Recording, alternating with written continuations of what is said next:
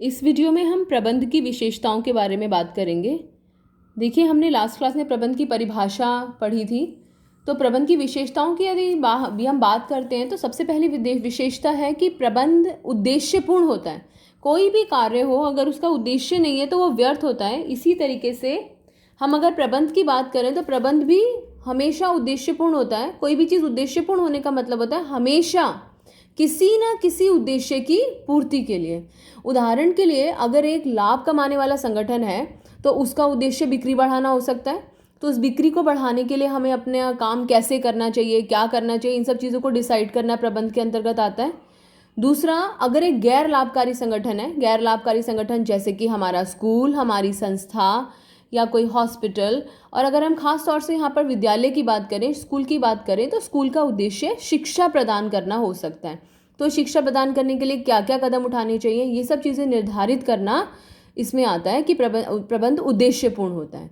तो उद्देश्यपूर्ण होने का मतलब हमेशा किसी ना किसी उद्देश्य की पूर्ति के लिए, चाहे वो व्यावसायिक संगठन हो, चाहे वो गैर व्यावसायिक संगठन हो। प्रबंध की विशेषताओं में दूसरा पॉइंट है कि ये सर्वव्यापी होता है। सर्वव्यापी, देखिए जैसे आपने सुना कि हम कहते हैं ईश्वर सर्वव्यापी है, उसी तरीके से हम कहते हैं सर्वव्यापी होने का मतलब हर जगह। तो ऐसे ही प्रबंध भी सर्वव्यापी है। सर्वव्यापी मतलब हर जगह प्रबंध की आवश्यकता होती है, चाहे वो किसी भी तरह का संगठन हो या संगठन का कोई भी स्तर। किसी भी तरह के संगठन का होने का मतलब, जैसे मैंने ऊपर भी कहा, चाहे वो एक लाभकारी संगठन हो, चाहे वो एक गैर लाभकारी संगठन हो, दोनों ही तरह के संगठनों के लिए प्रबंध की आवश्यकता होती है। चाहे वो एक कंपनी हो, चाहे वो रिलायंस इंडस्ट्रीज हो, चाहे वो कोई विद्यालय हो, दोनों में ही प्रबंध की आवश्यकता होती है। दूसरा, संगठन के प्रत्येक स्तर पर, देखिए अभी हमने ये टॉपिक पढ़ा नहीं है कि प्रबंध के स्तर क्या होते हैं, लेकिन फिलहाल हम अपनी नॉलेज के लिए इतना समझ सकते हैं कि प्रबंध के 3 स्तर होते हैं। There are 3 levels of management.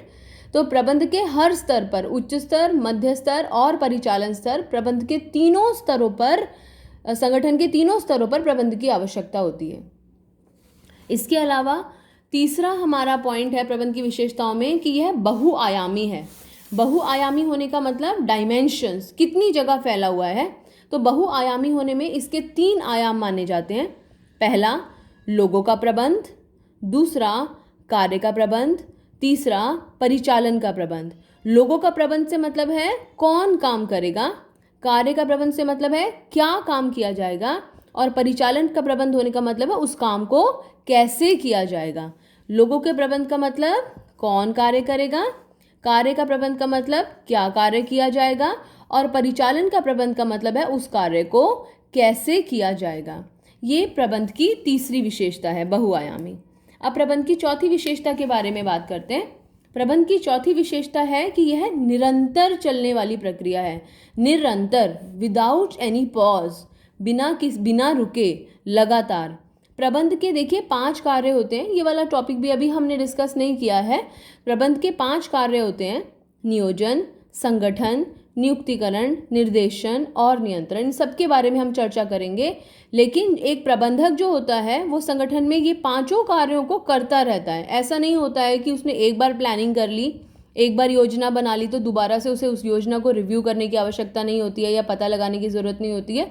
ये सारे काम उसे करने पड़ते हैं। इसलिए प्रबंध एक निरंतर चलने वाली प्रक्रिया है।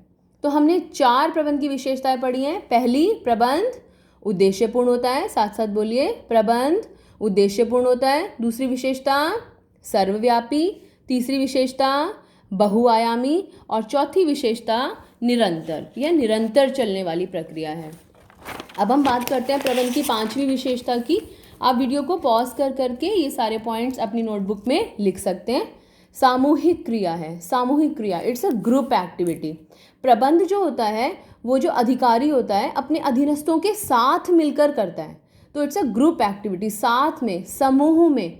हमने लास्ट क्लास में प्रबंध की परिभाषा भी डिस्कस की थी, जिसमें मैंने आपको बताया था कि प्रबंध एक ऐसा पर्यावरण तैयार करने और उसे बनाए रखने की प्रक्रिया है जिसमें लोग समूह में कार्य करते हुए चुनिंदा लक्ष्यों को प्राप्त करते हैं। इसलिए यह एक सामूहिक क्रिया है, क्योंकि हम समूह में कार्य करते हैं। जो समूह का नेता होता है वो अपने अधीनस्थों को एक निश्चित उद्देश्य की तरफ गाइड करता है। छठी विशेषता है हमारी गतिशील। गतिशील, इंग्लिश में गतिशील को बोलते हैं डायनेमिक। जैसे कि जो बदलाव आ रहे हैं, अगर हम उस बदलाव के अनुसार अपने आप को नहीं ढालेंगे तो हम पिछड़ जाएंगे। जैसे कि आपकी क्लासेस नहीं हो पा रही हैं तो इसलिए अभी ऑनलाइन क्लासेस का या वीडियोस का सहारा लिया जा रहा है। यदि ऐसा ना किया जाए तो काफ़ी पिछड़ जाएंगे आप भी और हम भी। तो गतिशील होने का मतलब है कि बदलते हुए पर्यावरण के अनुसार खुद को ढालना। तो प्रबंध में ऐसी शक्ति होती है जो कि लोगों को, जो उसमें काम कर रहे हैं संगठन में, उसको बदलते हुए पर्यावरण के अनुसार खुद को ढालने की शक्ति प्रदान करते हैं। लास्ट पॉइंट है, प्रबंध एक अमूर्त शक्ति है। अमूर्त, अमूर्त होने का मतलब इनविजिबल, इनविजिबल, जिसे देखा नहीं जा सकता है। प्रबंध को एक अमूर्त शक्ति क्यों कहा जाता है? क्योंकि हम इसे देख नहीं सकते, हम केवल इसके प्रभावों को महसूस कर सकते हैं। आप कहीं जाते हैं तो आप जाके वहाँ कहते हैं अरे वहाँ पर बहुत अच्छा मैनेजमेंट था, तो आपने वहाँ पर कोई मैनेजमेंट देखा नहीं, वहाँ पर केवल उन अच्छी सुविधाओं को महसूस किया जिनके बारे में हम चर्चा करते हैं।